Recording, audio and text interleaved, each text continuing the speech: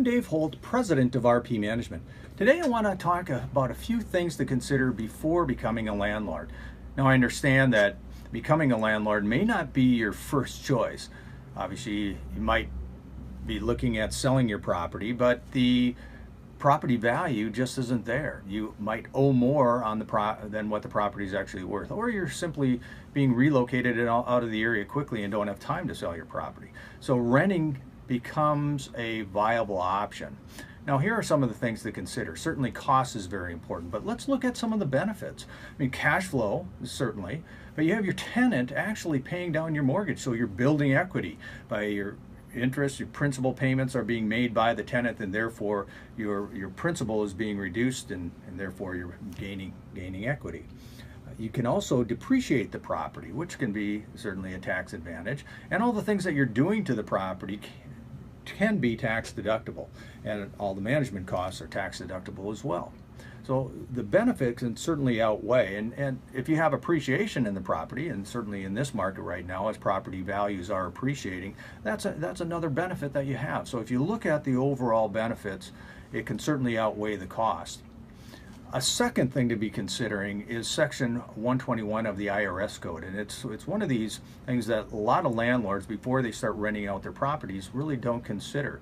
Now, Section 121 is the capital gains exclusion, and I'm sure you've probably heard that as a married couple, you can deduct up to $500,000 of capital gains in your property. As a single, up to $250,000.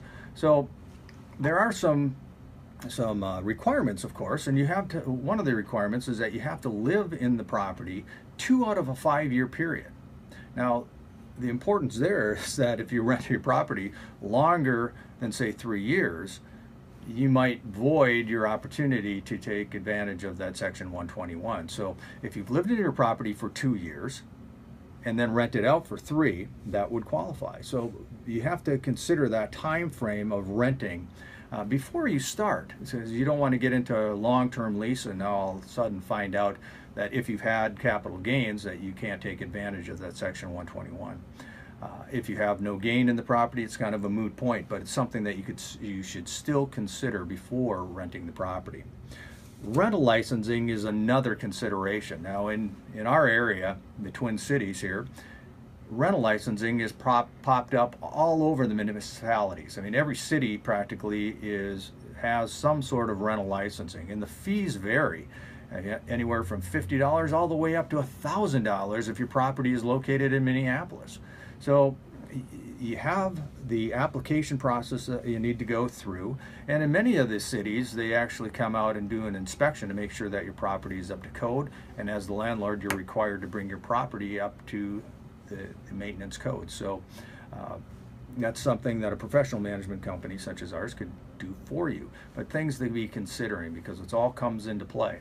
Now, I have met with thousands of owners over 30 years of doing property management, and I've made a list of the frequently asked questions and actually an audio video of that. So if you'd like to hear more about the things to consider before renting out your property, please contact me.